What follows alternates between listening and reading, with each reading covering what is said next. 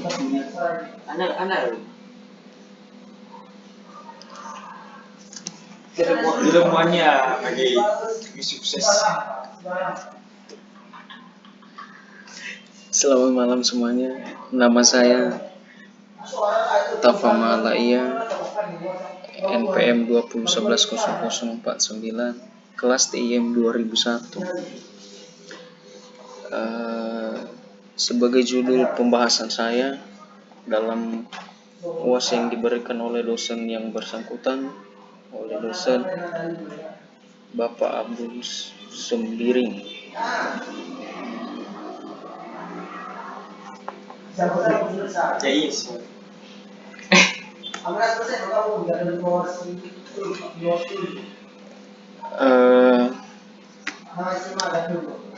Langsung aja pada pembahasan bagian A, konsep dasar trade.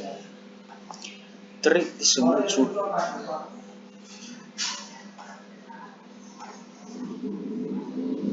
sebagai proses ringan atau link weight yang merupakan unit dasar dari utilitas CPU, yang mana di dalamnya terdapat ID, trade, program counter, register, dan start.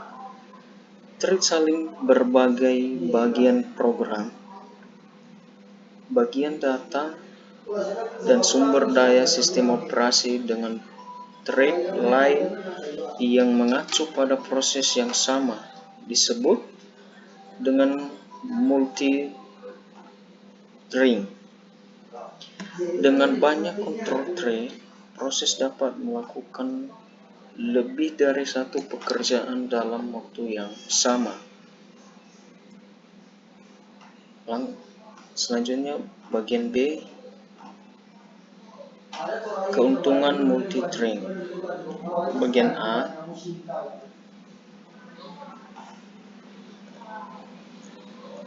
keuntungan multi-threading ini ada beberapa bagian. Satu, bagian A, responsif. Responsif aplikasi interaktif menjadi tetap terresponsif meskipun sebagian dari program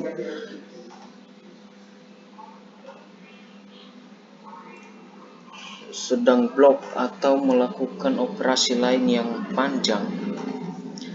Umpamanya sebuah thread dari web browser dapat melayani permintaan penggunaan sementara thread yang lain berusaha menampilkan gambar. Bagian B, berbagai sumber daya. Beberapa thread yang melakukan proses yang sama akan berbagai sumber daya.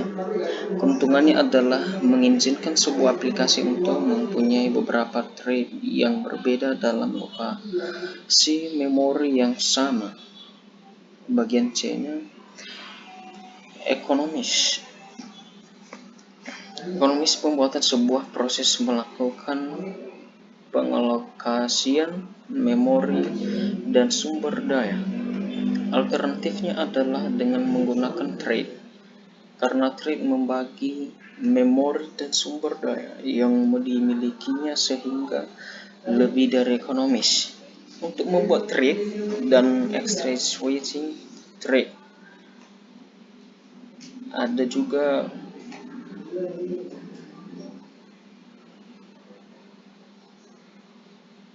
lalu bagian D-nya utilisasi arsitektur multiprosesor. Keuntungan dari multi-threading dapat sangat meningkatkan pada arsitektur multiprosesor, di mana setiap thread dapat berjalan secara paralel di atas prosesor yang berbeda. Pada arsitektur prosesor tunggal CPU menjalankan setiap thread secara bergantian. Tetapi hal ini berlangsung sangat cepat sehingga menciptakan ilusi paralel.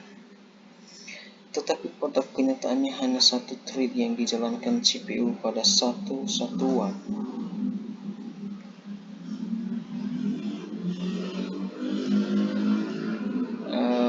User thread. User thread yang pengaturannya dilakukan oleh pustaka thread pada tingkat pengguna. Karena pustaka yang menyediakan fasilitas untuk pembuatan dan penjadwalan thread, penggunaan cepat dibuat dan dikendalikan. Bagian selanjutnya kernel threads. Threads yang didukung langsung oleh kernel, pembuatan, penjadwalan dan manajemen thread dilakukan oleh kernel pada kernel space. Kernel dilakukan oleh sistem operasi. Proses pembuatannya akan lebih lambat jika dibandingkan dengan thread pengguna. Bagian C, model multithreading. Ada juga beberapa bagian.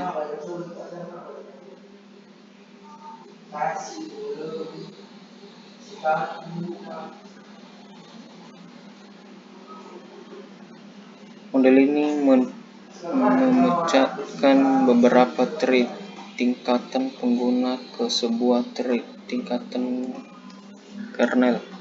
Pengaturan thread dilakukan dalam ruang pengguna sehingga efisien. Hanya satu thread pengguna yang dapat mengakses thread kernel pada satu saat. Jadi multithread tidak dapat berjalan secara paralel pada multiprosesor. Contoh, Solaris threads dan GNU portable threads. Bagian B, model many-to-many. Model ini multiplex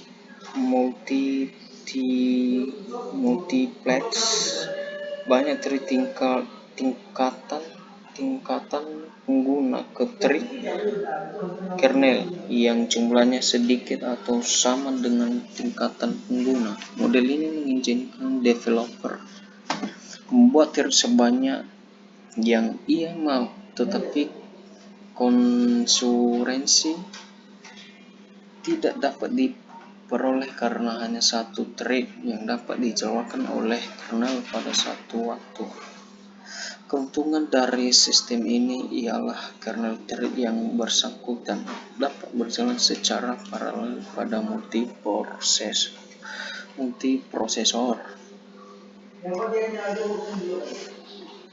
Selanjutnya bagian D, pustaka thread. Pustaka thread atau yang lebih familiar dikenal dengan thread liberal bertugas untuk menyediakan API untuk programmer dalam menciptakan dan memanajemenkan thread. Ada dua cara dalam mengimplementasikan pustaka thread.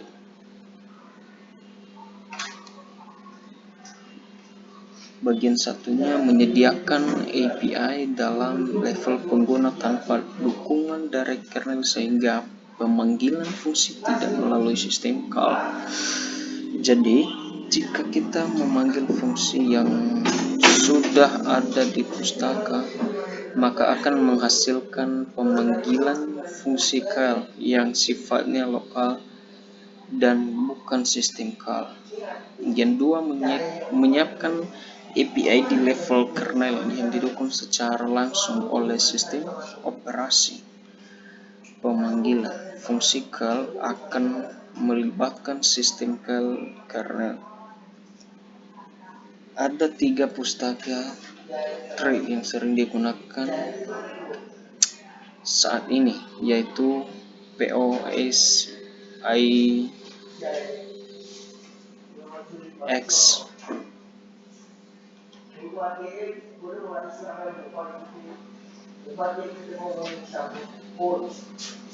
Bitrate Java dan Win32. Implementasi POSIX standar dapat dengan cara user level dan diimplementasikan oleh Bitrate atau WIN32.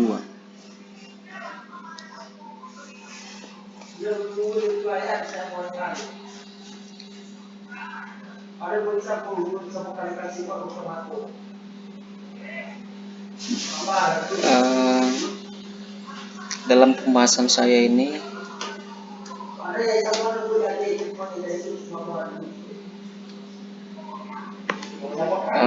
yaitu trade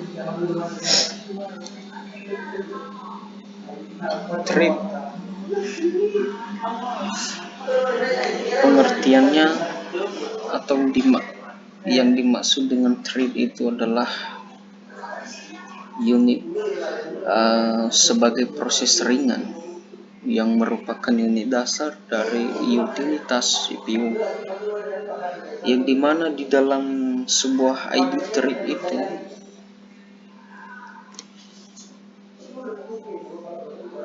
terdapat sebuah program counter, register, dan start, yang mungkin dalam thread ini adalah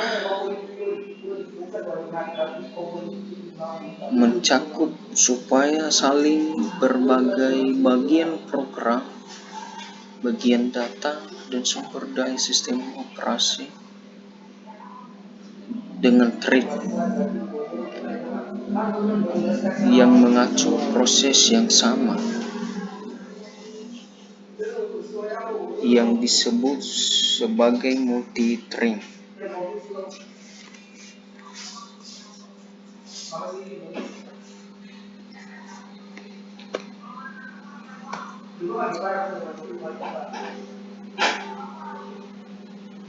Itu adalah konsep dasar thread, dan ada juga beberapa keuntungan multi-thread ini.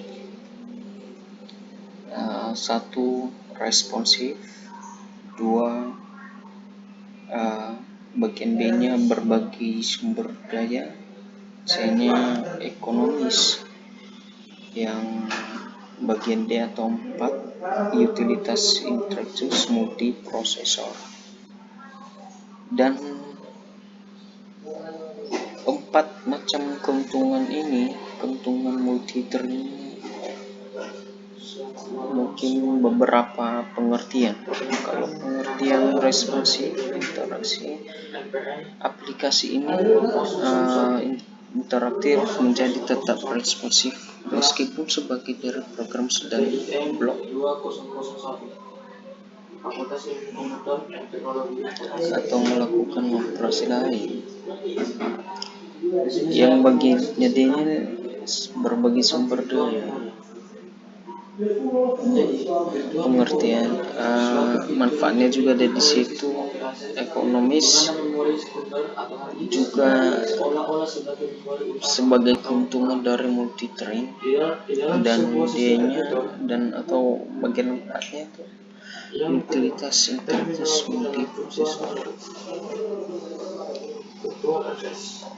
Sebuah alamat yang ditujukan asing ke lokasi dan juga memori untuk mengingat lokasi yang dapat diakses seolah-olah itu. Mungkin dalam penjelasan saya ini banyak kekurangannya.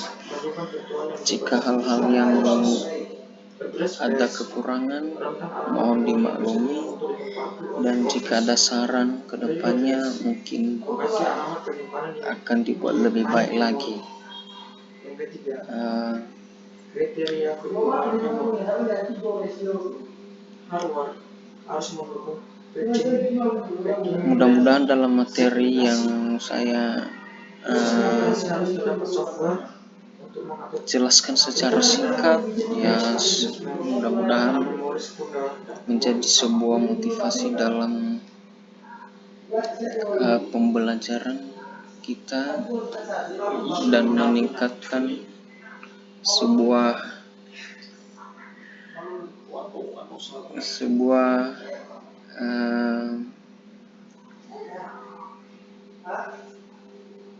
acuan dalam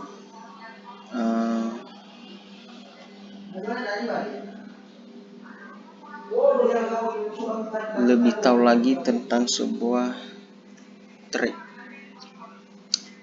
Sekian aja materi atau makalah dan sekaligus sebagai UAS dari mata kuliah sistem operasi. Sebagai kata penutup, ya,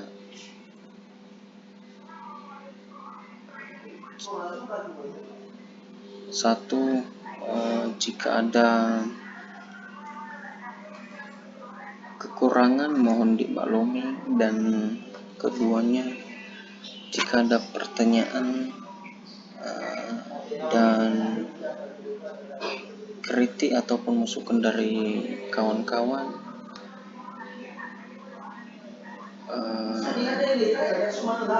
silakan untuk dikomentari. Sekian aja materi yang saya jelaskan secara singkat ini. Semoga bermanfaat untuk kita semua.